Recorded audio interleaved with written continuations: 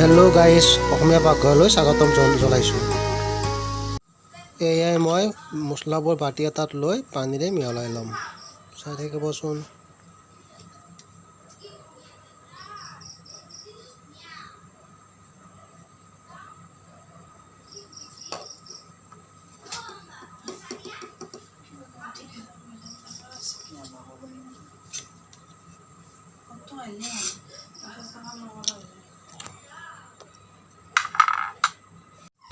এতিয়া চামুচখনেৰে ভালদৰে মিক্স কৰি ল'ব মছলাবোৰ।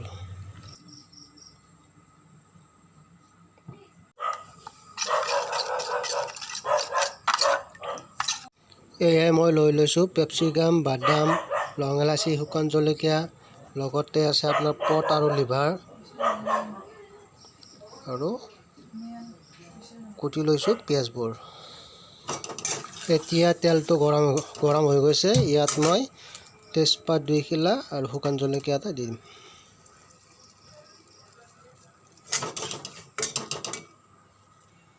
এতিয়া পিঁয়াজবোৰ ৰঙচুৱাকৈ ভাজি ল'ম ভালদৰে, আৰু লগতে কেপচিকাম আৰু বাদামবোৰ দি ল'ম।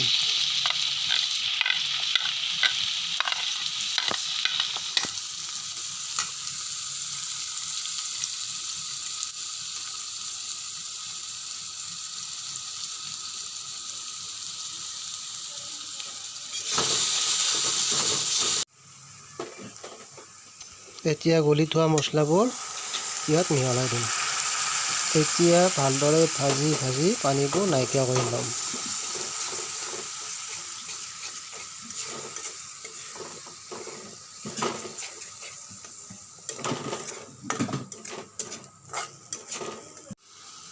সোৱাদ অনুযায়ী নিমখটো এতিয়া মিলাই ল'ম।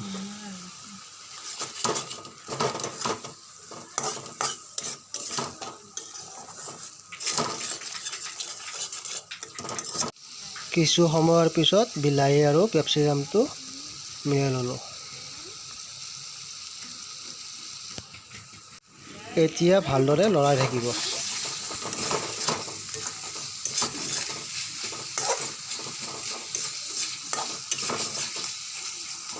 ঢাকনিখন দি লৈছিলোঁ মছলাবোৰ ভালদৰে সিজি যোৱাৰ কাৰণে।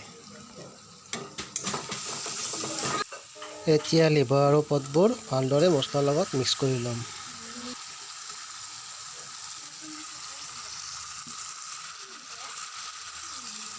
এতিয়া পট আৰু লিভাৰবোৰ ভালদৰে ভাজি ল'ম।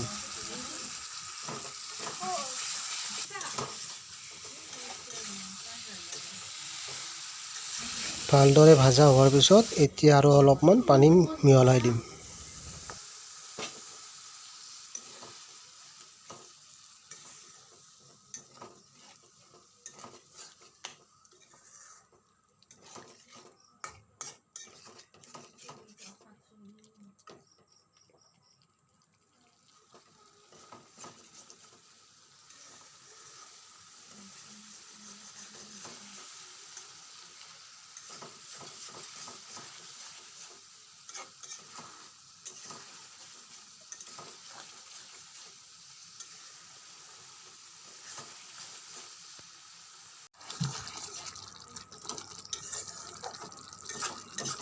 কিছু সময়ৰ পিছত লিভাৰ আৰু পটবোৰ ভালদৰে ৰেডি হৈ যাব।